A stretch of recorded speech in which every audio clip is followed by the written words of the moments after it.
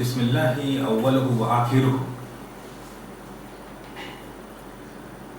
In this session, we are slowly moving into the core topics of discussion. If we are to discuss the subject of Akhiruz Zaman, or the last stage, the first thing that we need to be aware of is the signs of the last stage. So what are the signs of the last stage? The signs have been divided into two categories.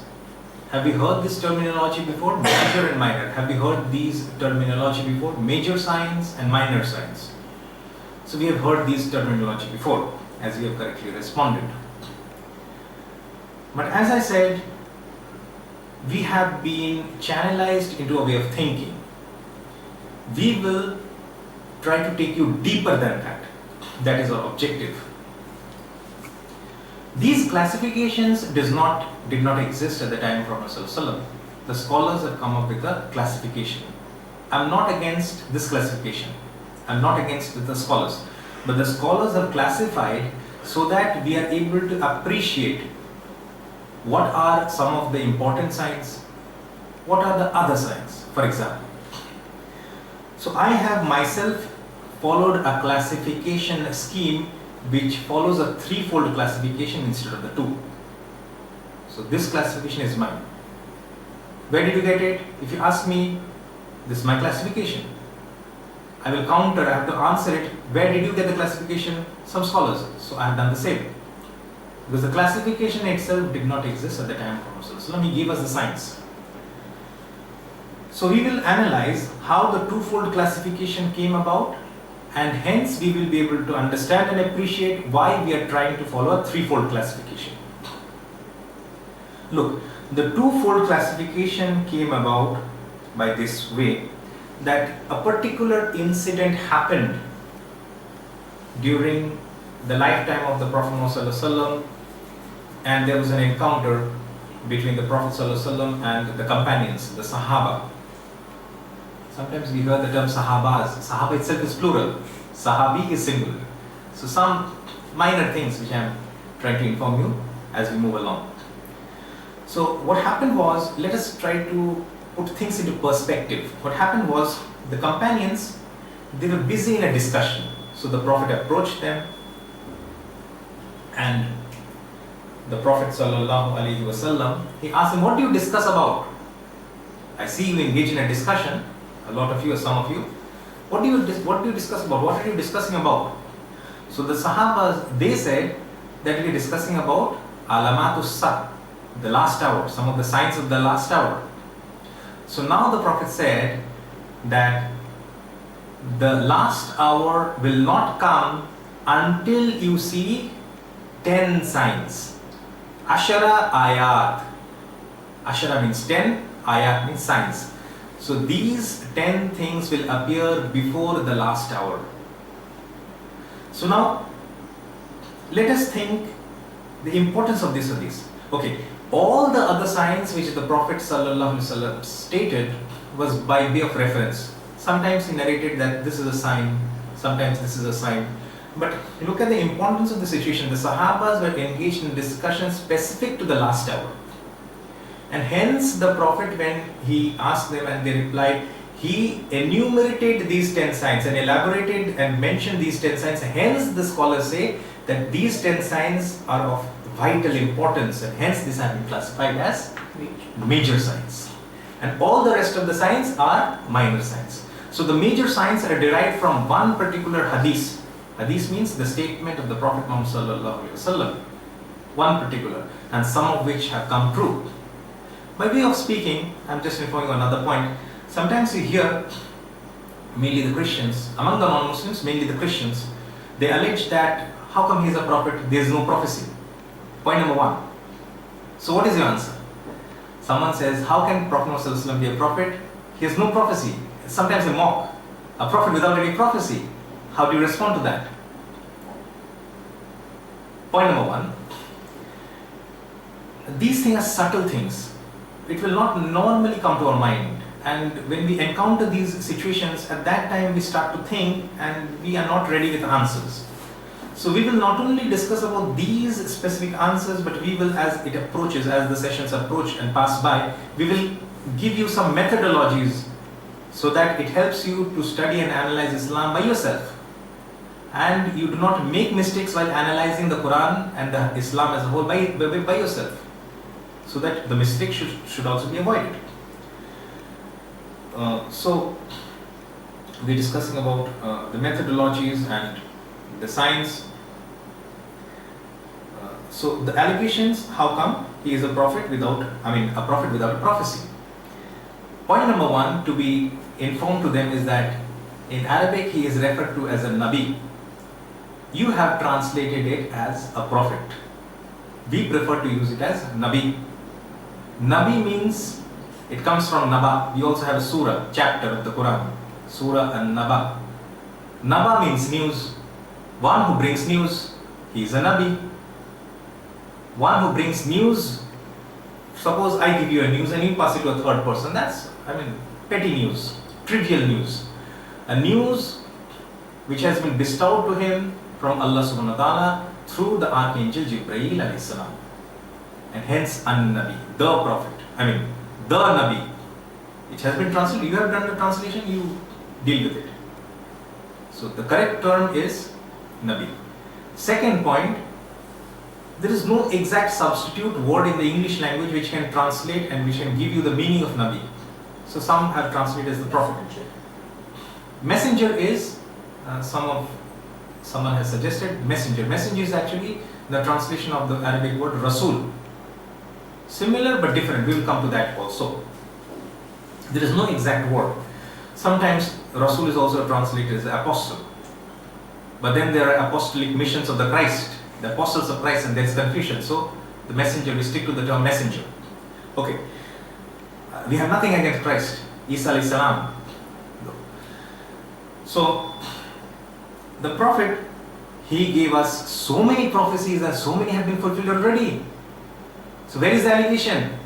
You've been blind enough not to have realized that so many of the prophecies, and when I say you, I include both non-Muslims as well as Muslims, because many Muslims also have been blind enough not to realize so many of the prophecies have already been fulfilled, and those prophecies have come and gone by. We have not realized that. So he is also a prophet. So the refutation is in two folds, the Arabic word and also the English terminology which has become of use, which has come in use of today. So now we have understood the twofold classification. Now why do I prefer to call, or why do I prefer to classify with a threefold classification? Why is that? There is a reason why. So I said that there is a single hadith which discusses about all the major signs. And how many are the major signs? 10. And besides that, all the rest of the hadith which gives all the rest of the signs are many, countless, numerous. And all those are minor signs. So now what I follow is a threefold classification. I take one particular hadith, and that particular hadith I have classified it as a separate classification, separate from these two classifications. The second classification remains the same. One hadith, major signs, and the rest of the hadith, minor signs. So I have separated out two hadiths and then the rest. Others have separated out one hadith and then the rest. But the hadith which I have separated out, according to my classification, happens to be more important than the major signs itself. So I have called it the most important signs, or the mother of all signs. So one hadith, and from there I have derived some signs which I have classified as the most important signs, or the mother of all signs. Second hadith, one particular hadith, and gives us 10 signs, the major signs, and all the rest of the hadith gives us all the rest of the minor signs. I hope this classification is easy, and why we have done so we will explain. So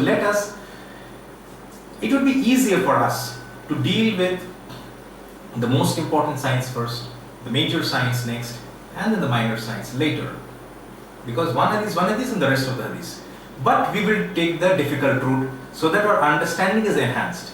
Let us understand the overall minor signs. Let us try to analyze some of the major signs, and then we will come at the last, the most important signs, and why. So among the minor signs, there are plenty of signs, some of which I will inform you. And among these minor signs, we know about these signs, we have heard about these signs. And for example, this hadith, for example, is mentioned by Muslim, narrated by Muslim in Sahih. And it is reported by Abu Huraira radiallahu anhu. And from Kitabul Libas wal Zina, the book of clothes, the book pertaining to clothes and decoration. Decoration pertaining to clothing itself. Kitabul Libas wal Zina. So here it says that in the last age, everything, the signs of the approach of the hour. So everything is the last stage, relates to the last stage. So one of the signs is the women, they would be dressed, yet they would appear to be naked. This was a sign. And the Prophet ﷺ said, he said two signs. I'm just quoting out this sign, the other sign is not important to us for our discussion. Actually, all signs are important, but we do not have the time to discuss each and every sign. So the signs of the last stage can itself be an entire series of programs, a series of lectures to constitute a full 2 days program. So we don't have the liberty. So we'll bring forth among the minor signs, the most important among the minor, not the most important of all, the mother of all signs, but the most important among the minor. The important ones among the minor signs. So he said that during my lifetime this sign did not appear. This will appear in the last stage.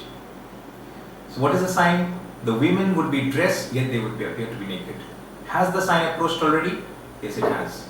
In our own miserable lifetimes, the prophecies are being fulfilled, and the approach of the hour is coming ever closer. So this was the sign, one of the signs, the minor signs. There are more we will come to. Second hadith, we will actually give you the Arabic so that there is a better understanding. First, let us try to understand the hadith. The hadith is it's narrated by Imam Bukhari in Sahih. It is in Kitabul Libas, and the hadith is reported by Ibn Abbas radiallahu anhu. He said, the Messenger of Allah sallallahu alaihi wasallam cursed the men who imitate women, and he cursed the women who imitate men. This imitation is in behavior, is in mannerisms, is in dressing. It engulfs all, but also it engulfs dressing, also mannerisms, behavior. So the exact Arabic word, I'll give it to you so that it will be easy for you to understand. It says, Lana Rasulullah sallallahu alayhi wa sallam al-mutashabbihina min ar-rijali bin nisai. Al-mutashabbihina, those who imitate. Ar-rijali, among the men. Bin nisai, imitate. Whom are they trying to imitate, these men? Bin nisai, the women folk. So he has cursed Lana Rasulullah, Lana, the curse. Allah's messenger, the messenger of Allah, the prophet of Allah, Muhammad sallallahu alaihi wasallam, has cursed the men who dress or who imitate women, and also wa'al mutashabbihati minan nisai birrijali, and those women who imitate men in their dressing, in their mannerisms, in their behavior. Recently, in the Indian context, because some of my videos are watched others at other places and they will not be able to relate to it. So recently, can you name one person who was in the news recently? Obviously people around will not be able to know whether the curse of Allah's messenger is on that person or not, but have you heard about such a person in the news recently? Upon these group of people is the curse of Allah's messenger, the messenger of Allah sallallahu alaihi wasallam. Exactly, Rutuparna Ghosh. So he has been hailed as a genius, and he has been hailed as a director, an actor, and this and that. And he used to be a very normal person, a man, a human being, very normal person, and suddenly something propped in his mind and he decided to do what? Dress as women. Not just dress, I think you're not aware. Not only just dress as women, he was under hormone transformation. He was actually doing hormone treatment so that the hormone balance can be set which is that of a woman. And the cause of his death is actually that hormone imbalance. We are not aware because those news are not brought to us. Everyone is sad, everyone is making a moan. He died at the age of 50 years. But why? The cause is he tried to change the creation of Allah. These are perversions. This all LGBT, all this nonsense, these are all sexual perversions. These are not natural. They're trying to project it as natural, but these are totally unnatural. It's not possible. So he was trying to change the internal setup. Then he would have gone some surgeries to transform himself to herself in external transformation. Anyway, so he was in the news, and this is not possible. He tried, he failed, and he looked very odd. A strange creature he was looking after he started to do these things. So that is the hadith, and I have explained it to you with the Arabic terms. Next we will also refer to another hadith, and we will also give you Arabic terms associated with it. And this hadith is again in Sahih Bukhari, that is Imam Bukhari has narrated in Sahih. And in this hadith, this is the very next hadith actually, hadith number 774, that was hadith number 773 of Kitabul Libas, again narrated by Ibn Abbas Raziyallahu Anhu. The Prophet Sallallahu Alaihi Wasallam cursed the effeminate men, al-mukhannasina minar rijal, effeminate men, and the mannish women, women who try to behave like a man, al-mutarajjilati minar nisai, the mannish women. He also cursed them. Rituporn Ghosh will obviously fall into this criteria. A man who is trying to become effeminate amongst men.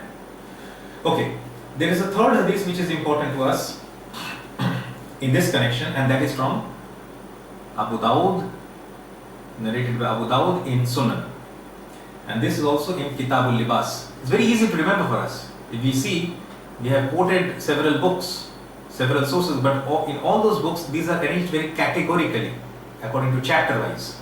So Kitabul Libas of Abu Dawud. Here it is mentioned, this is from Abu Hurairah Raziyallahu Anhu. He said, the Messenger of Allah Sallallahu Alaihi Wasallam cursed the man who wears the dress of woman. Ar-rujula yalbasu libsata al-mar'ati. Ar-rujula, man, yalbasu, dresses, wears, libsati, libas, libsata, who dresses like al-mar'ati, women. And also, and the woman who wears the dress of a man. Al-mar'ati talbasu libsata al-rajul, al-rajul. So this is about, specifically about the dress. If the other hadiths were of generic nature, includes dress, includes mannerisms, includes behavior, includes his way he leads his life. This hadith is about, specifically about the dressing sense. Now let me ask you a question before we move on to the major signs. Let me ask you a question. Has this sign appeared already? Let us start with the easy. Among the three, let us consider only the dress part. Has this sign appeared already? When and how? You have to answer me that. We have to do some critical thinking. That is why we have taken that time.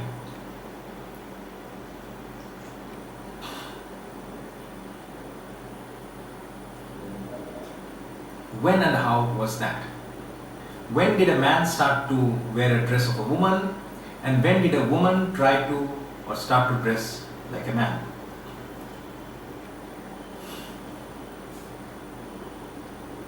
I mean, who was the first person who started doing it?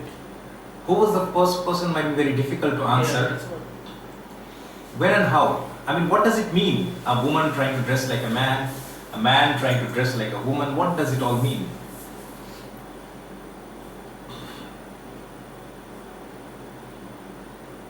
When a man started selling. Exactly. You hit the nail on the head. Let us try to understand and analyze. A man cannot possibly look like a woman even if he dresses like one, if he still has the beard. So normally we hear that earrings and women wearing shirts, imitating men, these things are normal, but we are taking you deep into thinking and analysis. Women wearing shirts and trousers, so they say that they are dressing like men, and they will come with a counter refutation that this is specifically for women, shirts for women and trousers for women, and then there's a deadlock and then you have no answer. So let us go deep. So a man cannot possibly look like a woman even if he wears the dress of a woman and still have the beard intact. So a man started to look like a woman when he shaved his beard. At this point, let me just, by way of reference, there are two types of Jews present today. We will come to these analysis later on also, just I'll give you some examples. One who are referred to as the Orthodox Jews, the rabbis. They will have a beard. They do have a beard.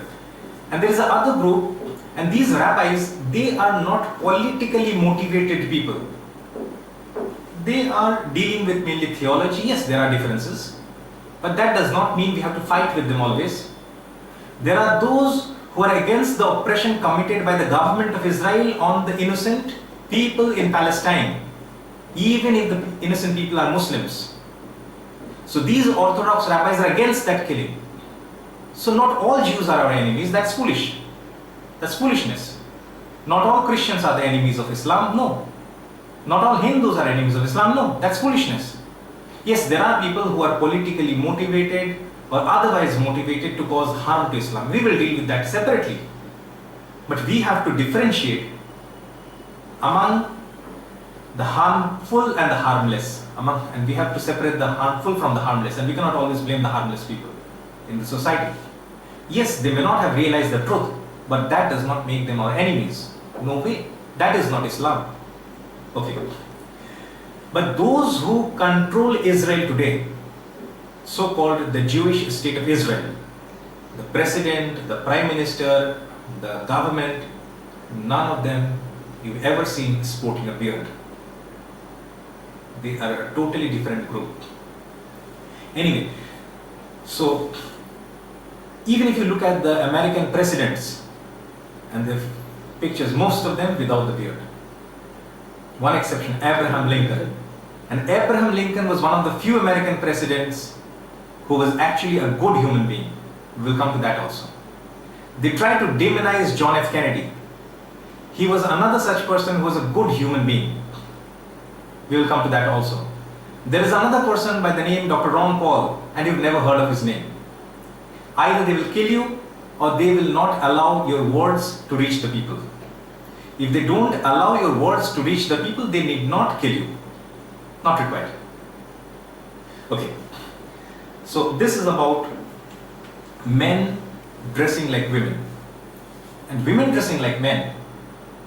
The shirts and the trousers, it seems, is a deadlock. So what is our response? Hijab. Exactly. So when the women, when our sisters, they remove the head covering, I'll give you one example, it makes sense to us. I'm quoting examples which are not against a specific person or against a specific group. But nevertheless, I will always point in the later sessions the corruption in those people and in those groups. That corruption we have to bring forth so that we can avoid the corruption, we can stay away from the corruption. But I'll not name, it's not required. If and when required, we will discuss.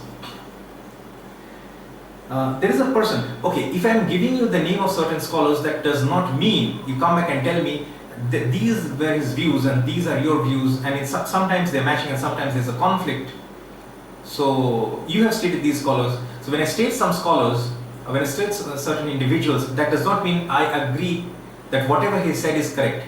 I'm giving examples, whatever examples are beneficial for us. So there is a revered brother, we have heard his name, Brother Abdurrahim Green. So his mother once told him, And his parents are, by the way, not against him accepting Islam. In fact, if the news is to be believed, and if Abdul Rahim's statement is to be believed, his father, just before his death, his father's death, he accepted Islam. Okay, we are not dealing with who is a Muslim, who is not a Muslim. So his mother once told him, what sort of Christians are these, today's women folk?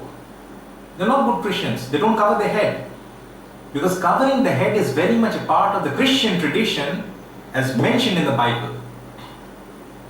That is part and parcel of the knowledge and the teachings of Isa alayhi salam. It could not have been otherwise. So, okay, we do not believe in picturization. Fine, fantastic. That's not the point of contention here at all.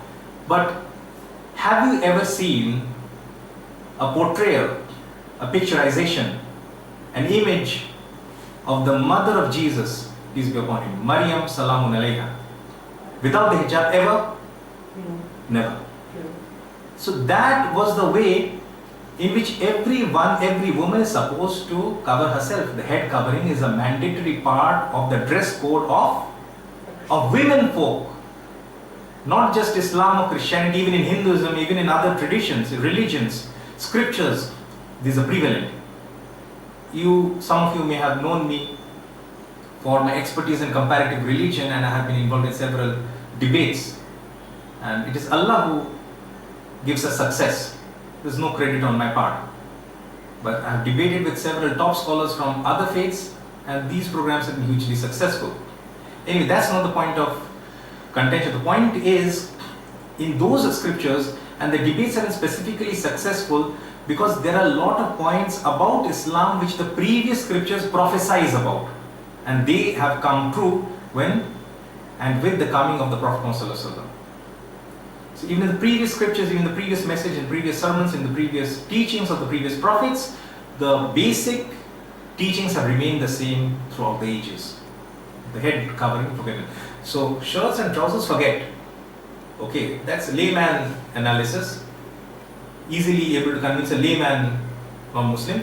But once we're dealing with hijab, this is universal. I mean, those who do it is a separate and a minor category. Even many Muslims will not do. They do not do. So when they removed the head covering, and when the cry of feminism was brought forth in the US mainly, at that time women started to imitate men. Now there are no inhibitions. Now they have to act like a man, to act like a boss. They have to be forceful, stern. So that's not behaving like a woman as well.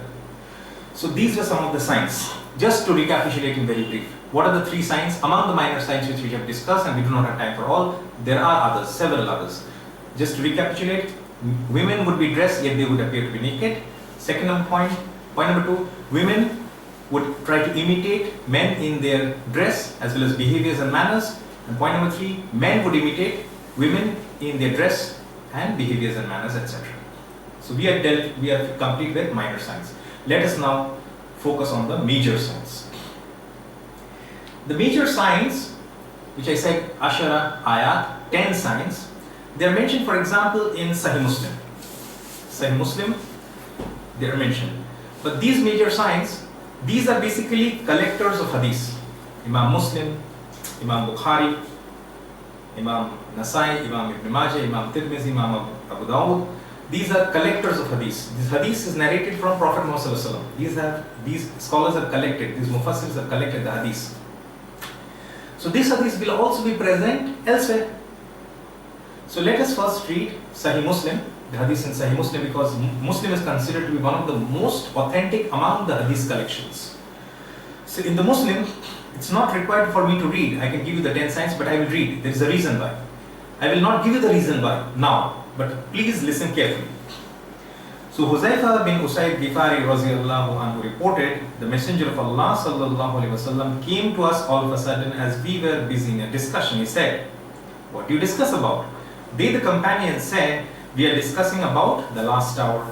Thereupon he said, "It will not come until you see 10 signs." Before and in this connection, he made a mention of number one. And now as I say, I will also give you the Arabic. I know the Arabic, but let us read it from the text itself. Let us read it from the text itself so that it is etched in our memory. Okay. So let's start from here. Ashra ayat, 10 signs. Ashra ayat. Fazakara, so he is zikr, he's doing zikr, he's mentioning zikr. Fazakara ad-dukhana, ad-dukhan.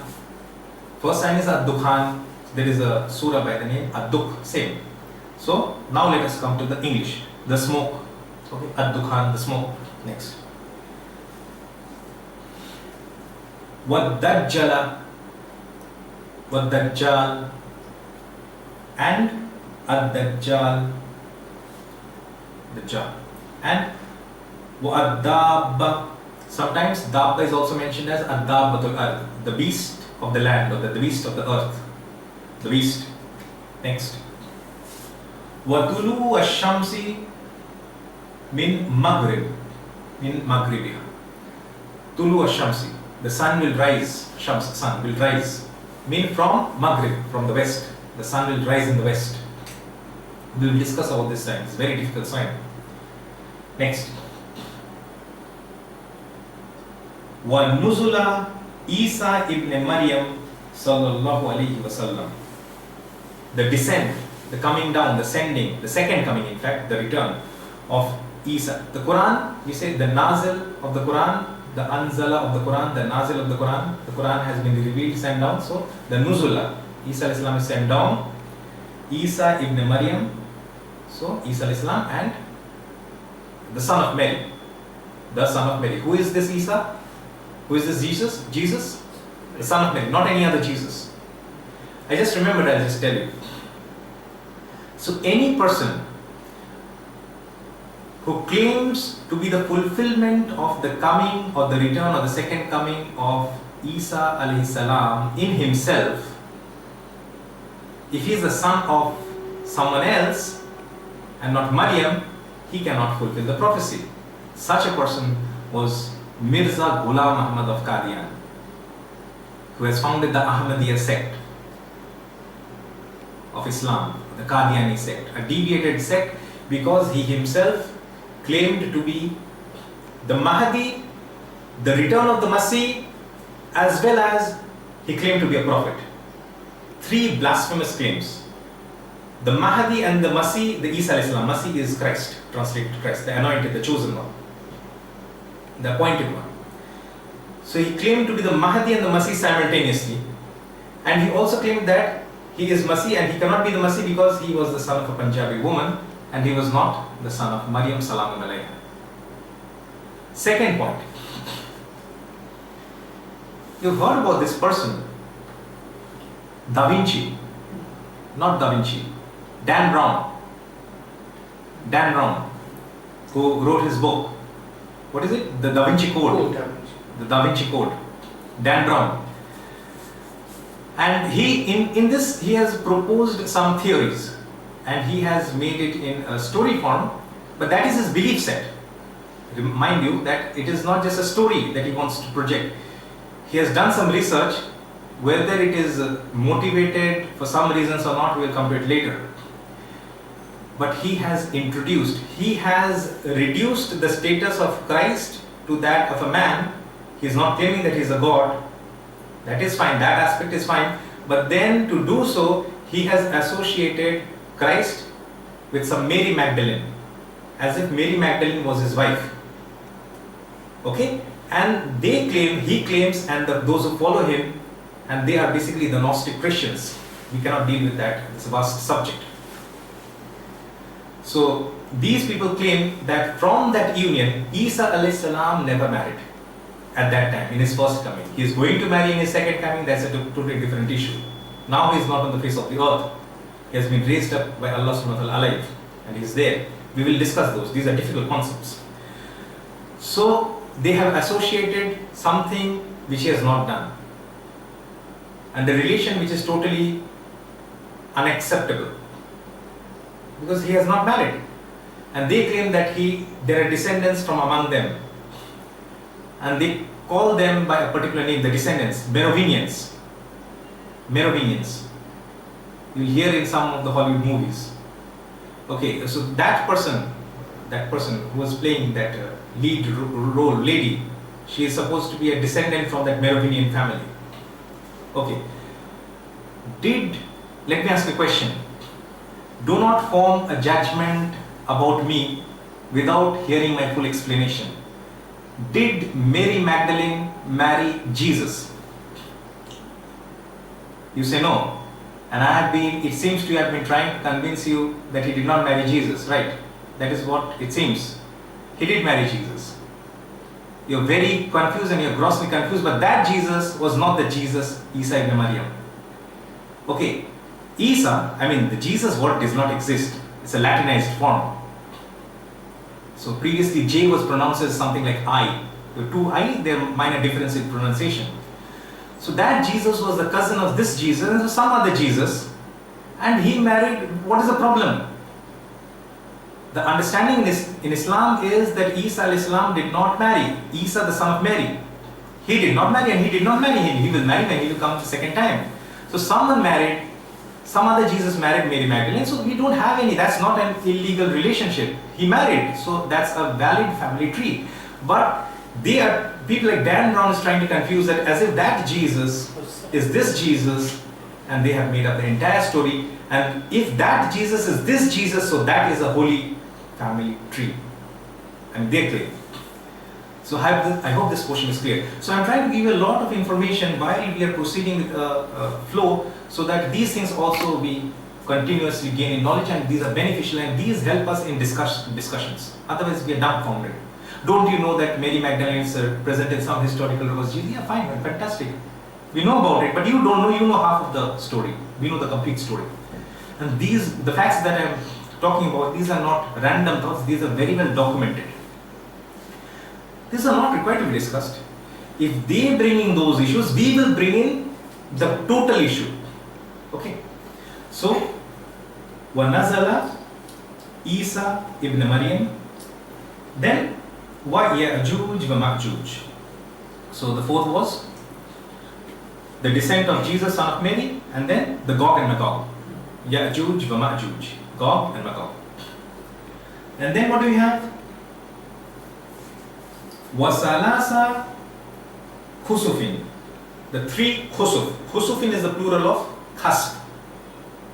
You have to understand these terms. Salasa means three. Three khasf. What is khasf? I'll explain. So three khasf. Khasfun bil mashriq, a khasf in the east, mashriq. Wa khasfun bil maghrib, a khasf in the west. Wa khasfun bi jaziratil Arab, and a khasf in the peninsula of Arabia, in the Jazira of Arabia, Arab, the Jazira of Arab. Khusuf, there is no, khasf, there is no direct translation in the English language. For example, here if you read, it says three landslidings, and landslidings in three places, one in the east, one in the west, and one in Arabia. Okay, but khusuf, sometimes it is translated as earthquake, sometimes a landsliding. Actually, there is an earthquake followed by landsliding, and so the earth swallows what it swallows. Okay, it's swallowed up. For example, in the Quran we see that Qarun, a cousin of Musa alayhi salam, he had great wealth.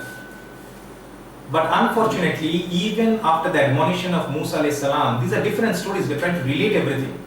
We are trying to put everything in a systemic whole so that our understanding is holistic. So even after Musa alayhi salam advised him that follow the true path, and I am sent as a prophet and messenger of God, he did not follow. He said, rather, I think this wealth has been acquired because of my own capabilities, not because of any blessing from Allah. These are my own capabilities. And it is said that the keys of his, what do you say? Treasuries. Yeah, those baskets or chests, whatever you call it, the keys used to be carried by 40 camels. Imagine the treasure he possessed. And where is it now? It's all done with. So it's something like that. He was swallowed up by the earth. So there's an earthquake, and then there's a landsliding, and then it swallows up everything. So you don't know. The remnants is gone. No trace of anything. So that is also, that is right. I could have read it in English. I mean, I can even quote it from memory. But we are trying to give you insights into it. So that these things we will miss when we are doing a rapid just translation. These things will be minor points and intricacies will be missed. Next it says, this is the last point.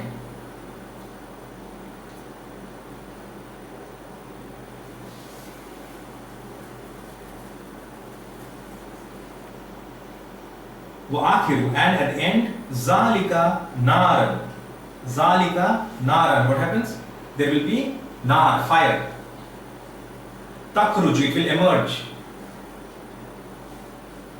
Minal Yamani, from Yemen. Yemen, we know, the south of the Arabian Peninsula, Yemen. Minal Yamani. Tatrudun Nasa, they will push mankind, the whole of mankind. Ila Mahsharihim. All of them will be assembled at a place called Mahshar. Mahshar is a place, Arafat, that place. So all of humanity will be standing over there, awaiting their judgment to begin, their accountability to begin. So these are the 10 signs. I'll just now that we have done the now that we have gone through the explanation, I'll just give you the translation very fast. So try to remember these 10 signs. Number 1, the smoke. Number 2, the Dajjal. Number 3, the beast, the Dabatul Ard. Number 4, the rising of the sun from the west. Number 5, the descent of Jesus, son of Mary.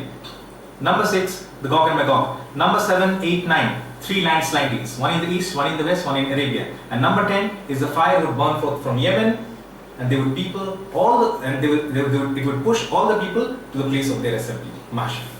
So those were the 10 signs. You remember the 10 signs? Fine, fantastic. Next, we will go through these 10 signs once again. But now we will go through it quicker. We will not take as much time. So now there is no need of any explanation. We will just go through it very rapidly. This is narrated by Ibn Majah in Sunnah, in his book Sunnah, the book of Hadith. And this is again Kitab al-Fitan. Now all the signs that we are dealing with now is from Kitab al-Fitan. The book of Fitan means fitna, plural of fitna. Fitnas, so to say, turmoils, tribulations, tests. So in Kitab al-Fitan, this is Babul Ayat, chapter of science. The chapter itself is named as science, Babul Ayat. And in this Babul Ayat, this is hadith number 4055. And we will just go to the English, or we can go through this thing also, the Arabic also, it doesn't matter, but in any case, we will just go through it very rapidly. It will not take much time. So here it is. La taqumus sa. La taqumus, so the hour will not be established hatta till takuna ashra ayat, till these 10 signs are becoming manifest. Takuna ashra ayat. Tulu ash-shams min al-maghriba. The sun will rise in the west. And then we can just, okay, let us read through.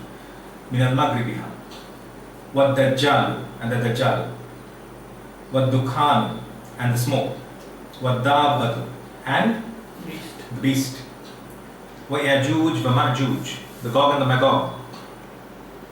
Okay, and then we have Jesus, and then we have the 3 landslidings, and finally we have the fire, where the people will be assembled. So the 10 signs. We have read the 10 signs, we have heard it twice. If we are to discuss about the 10 signs, and no one will discuss to you like this before, I have not come across anyone who has discussed in front of me so that I have benefited. This is my own research. So please try to take benefit out of it. If we are to discuss these 10 signs, discussing it from any of the sources would have been sufficient for us, because the 10 signs are the same. So why did we repeat twice? Did you observe anything? Did you observe anything when I... The sequence. Exactly, fantastic. This is what I wanted. So, had I not told you that there is a reason for me to repeat these twice, maybe still you would have missed. But now that I said, you started thinking, and we wanted to do that. We do want you to be involved in critical thinking. The sequence is not the same. What I want to stress is that the sequence itself is not mentioned in the hadith. Fine? Agreed? Sure. There's no discrepancy. The sequence is not mentioned. Yes, these are the 10 signs that is mentioned. The sequence now we have to construct. How difficult? Because now there is no one. Because once Isa alayhi salam comes, do you know what sign will be that? What? The number? That will be the 9th sign in the sequence. And that sequence has been constructed in me. So it can be erroneous, but there is very less scope because I have done my own research and extensive research to validate each and everything. So let us come to the sequence, and while we are dealing with the sequence, we will not need to refer to any books because the sequence, as I said, will not be mentioned in any book. The sequence itself is not mentioned in any book. So now we will help you with the sequence, and now you have to remember the sequence and memorize the sequence as well, so that everything that will follow from now onwards will be based on these signs and in this sequence. So these sequence. So again, till at least a considerable portion of this program is over, do not form an opinion about me, because you will be misled. Okay, you will not form an opinion about me, but people who might be watching the recording, because they have grown up with a certain thinking, and suddenly it contradicts their thinking. Okay, don't hear. Best not to hear. Thinking will be corrupt. Think. I give so many examples to so many people. I tell everyone that read the Quran. Don't agree, don't accept. For example, I myself have read most of the scriptures of all the religions, and I have the entire sets of books with me. For example, the Bible. The Bible is not even mentioned in the Bible. It's a various collection of books. The Torah, the Zabur, the Injil, the original are not present with us. The Torah is what is called the Torah. The Zabur is what is called the Psalms. And the Gospel. I mean, the Injil is what is called the Gospel. So we should have one Gospel of Jesus, but we have 4. John. Matthew, Mark, Luke, John. And there are so many. Barnabas. This, that, so many Gospels. It is said, and I myself once collected, it is said that there were 100 Gospels found. So they did not know what was the most authentic Gospel. So I've heard this, that there were more or less 100 Gospels found. So I have done my own research, and I myself could find the names of at least 97. So 97 I have found. So some speakers, they have stated that there are about 100 Gospels that were found at that time. Okay. So the sequence, the first is the Dajjal. The second is the Gog and Magog. The third is the beast of the land. The fourth is the smoke. The fifth is the sun would rise in the west. The sixth, seventh and eighth are the 3 sinkings of the earth. One in the east, one in the west, one in Arabia. And the ninth is the return of the second coming or descent of Isa ibn Maryam alayhi salam wa salamun alayha. Salamun alayha, by the way, is the feminine form of alayhi salam. Salamun alayha. And number 10, a fire will burn forth from Yemen. So let us repeat, because this will help us understanding the entire series of lectures in this program. Number 1, Ad-Dajjal. Number 2, Ya'juj wa Ma'juj, the Gog and Magog. Number 3, the beast of the earth. Number 4, Sun. the smoke, Dukhan. Number 5, the sun will rise in the west. Number 6, 7, 8. Once we have memorized these 5, the next is so easy. 6, 7, 8, 3, Khusuf.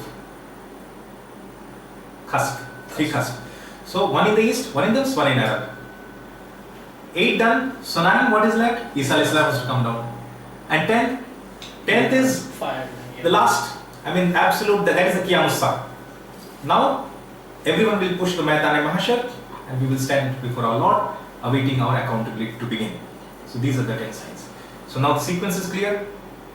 So you can challenge me with the sequence, that's a different issue. But as of now, it will be very difficult for you to understand even the sequence. Why the sequence has been constructed by me in this way.